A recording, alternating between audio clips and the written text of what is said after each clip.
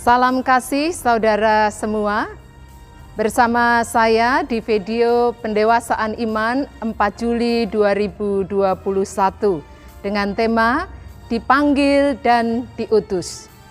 Bacaan dari kitab Yehezkiel pasal 2 ayat 1 sampai 7 dengan nas ayat 4 dan 5. Kepada keturunan inilah yang keras kepala dan tegar hati, Aku mengutus engkau dan harus kau katakan kepada mereka, beginilah firman Tuhan Allah.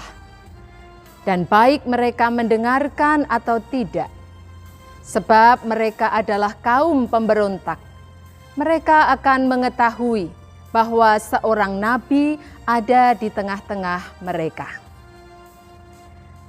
Saudara-saudara seiman, panggilan dan pengutusan untuk menyampaikan firman kebenaran sudah ada sejak zaman Perjanjian Lama.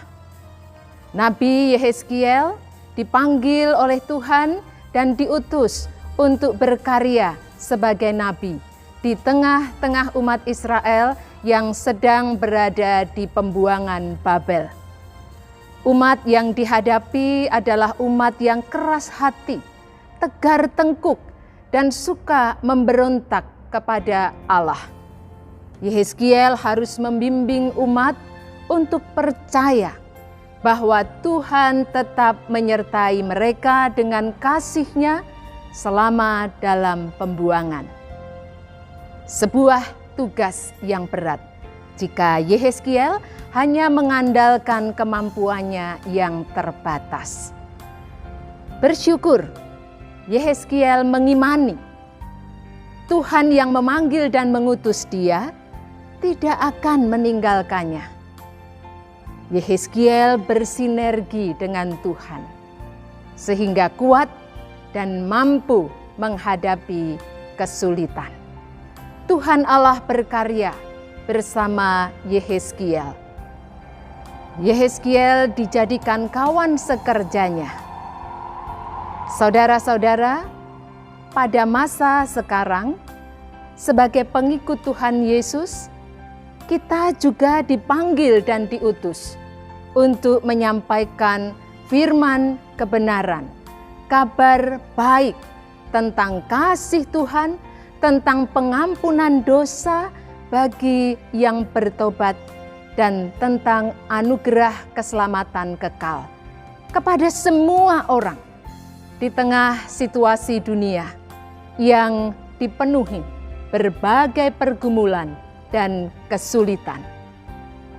Melalui kehidupan yang kita jalani, baik di dalam keluarga, di tempat kerja, di lingkungan tempat tinggal, di tengah pergaulan, lewat ucapan dan perbuatan, melalui tulisan-tulisan atau gambar yang kita post di media sosial, kita dapat menyampaikan firman kebenaran dari Tuhan.